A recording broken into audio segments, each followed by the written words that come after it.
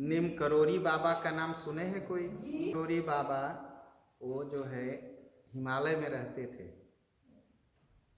नीम करोरी बाबा उनका नाम इसलिए था, जो नीम का फर है वो गिरता था वही खाते थे। और नीम करोरी, नीम का जो फल है पत्ता, अगर आप खाइए तो आप खा नहीं पाएंगे, और फल तो उससे ज़्यादा कसैला होता है, वो उसको खा के जीते थे। और नीम के पेड़ के नीचे रहते थे, इसलिए उनका नाम था नीम करोरी बाबा। नीम करोरी बाबा के भक्त दुनिया भर में हैं।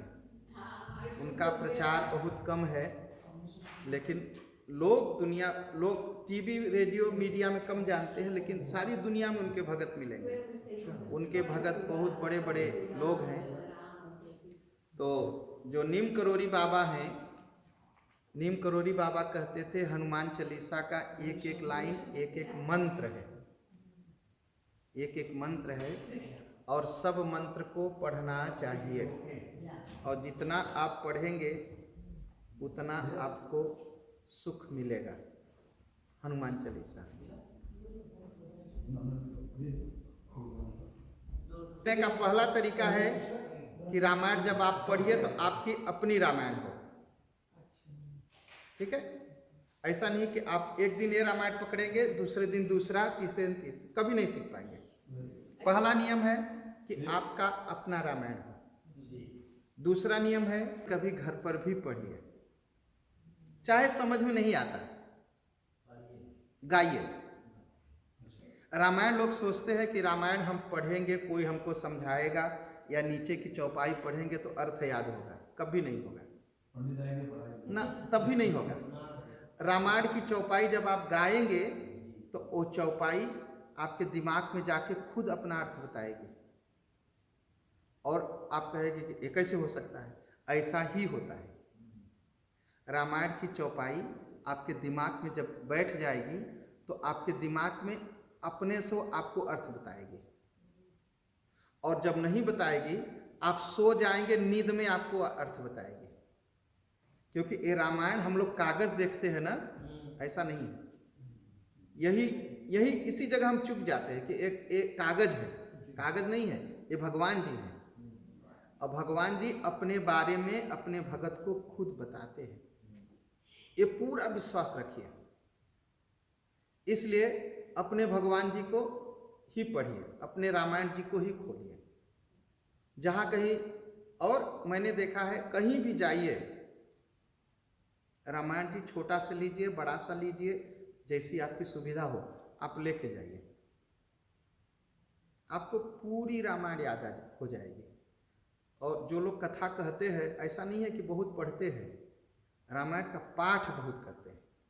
वो पाठ करते करते करते करते वो चौपाई अपने से अर्थ बताती है। देखिए ये अर्थ है। अब आप तो सोचते हो कि पंडित जी आप जो अर्थ बता रहे मैंने कभी नहीं सुना, मैंने भी नहीं सुना, मुझे कोई भी नहीं पढ़ाया। ये चौपाई खुद बताएगी, ये मेरा मतलब है। और ये चीज़ बताइए कि ये रामायण जो है कागज नहीं है, ये भगवान जी का शरीर है। इसको क्या कहते हैं? यह अक्षर ब्रह्म है। अक्षर ब्रह्म का मतलब होता है जो कभी न खत्म हो, अक्षर, जो कभी क्षरण न हो, जिसमें कभी कोई गिरावट न आए, उसे कहते हैं अक्षर ब्रह्म। लेकिन यह जो है अक्षर ब्रह्म है, लिखा हुआ भगवान है, लिखे हुए भगवान है। इनको जब आप पढ़ेंगे तो ये आप अपने आप आपको अर्थ बताएंगे। मत सोचिए कि मैं इतना किताब पढ़ेंगे, इतना किताब पढ़ेंगे तब ज्ञान होगा। पढ़ने से ज्ञान कभी नहीं होता, बुद्धि नहीं आएगी। आप बहुत लोग मैं देखता हूँ, भैया कितने दिन से रामायण पढ़ते हैं? पंडित जी 30 बरस से मैं पढ़ता हूँ। लीजिए अर्थ बताइए। नहीं, अभी नहीं आता। कितनी बार पढ़े? कई बार पढ़ा, नहीं आया।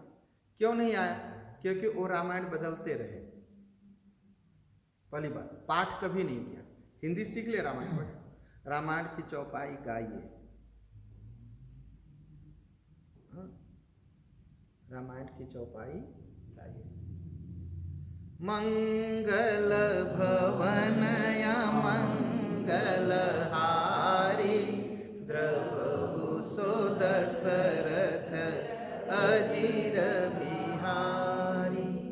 अर्थ है भगवान मंगल करिए, सब अमंगल को हरिए। ठीक है, दशरथ जी के आंगन में आप घूमने वाले हैं, आप मेरा दुख हरिए। ठीक है, इतने मतलब है ना। अच्छा, अब दूसरा अर्थ करिए। मंगल भवन मंगल हारी, द्रवहु सो दशरथ अजीर बिहारी।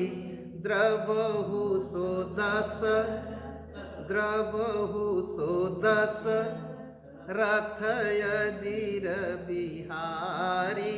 रथ मतलब शरीर, रथ मतलब शरीर। ये शरीर 10 कैसे? भगवान एक बार आए मछली बन के, फिर भगवान आए हाँ कच्छप बन के, फिर भगवान आए सूकरा अवतार हुआ, 3 हुआ। फिर भगवान आए नरसिंहा अवतार हुआ, 4 हुआ। फिर भगवान आए क्या बन के आए? पर नहीं, पूरा परंपरा से जानिए, इसीलिए कहता हूँ खूब ध्यान से कथा सुनिए।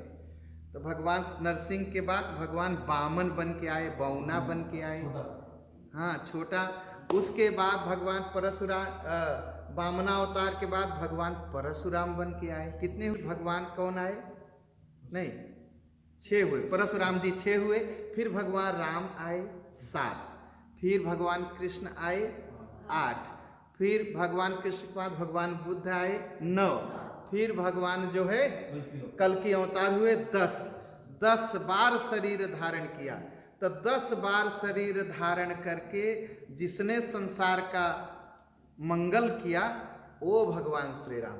मंगल भवन या मंगल हारी, द्रवहु सो दशरथ अजीर बिहारी। अर्थ दूसरा हो गया ना, दशरथ जो दशरथ के आंगन में खेले और जो 10 बार शरीर धारण करके प्रकट हुए और भक्तों का दुख। तो एक पुस्तक पढ़ने से नहीं आएगा, किसी को बताने से भी नहीं आएगा। आप रामायण जी को पढ़ते रहेंगे तो एक से एक भाव और एक से एक अर्थ आपके मन में आता है। मंगल भवन अमंगल हारी, द्रवहु सो दशरथ अजीर बिहारी। हे भगवान, आप मंगल करने वाले हैं। हम 10 इंद्रियों के बस में हैं। इन 10 इंद्रियों को हमारे बस में कर दीजिए भगवान, हमारा मंगल करिए। दशरथ मंगल भवन अमंगल हारी, द्रवहु सो दशरथ अजीर बिहारी। एक दशरथ भगवान के पिता थे और दशानन भगवान का दुश्मन था।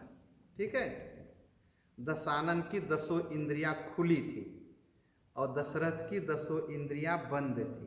हे भगवान, दशानन जिसकी 10 इंद्रियां खुली थी उसको मार करके उसका मंगल करने वाले भगवान मेरा भी मंगल करिए। ठीक, बहुत से अर्थ हो गए ना।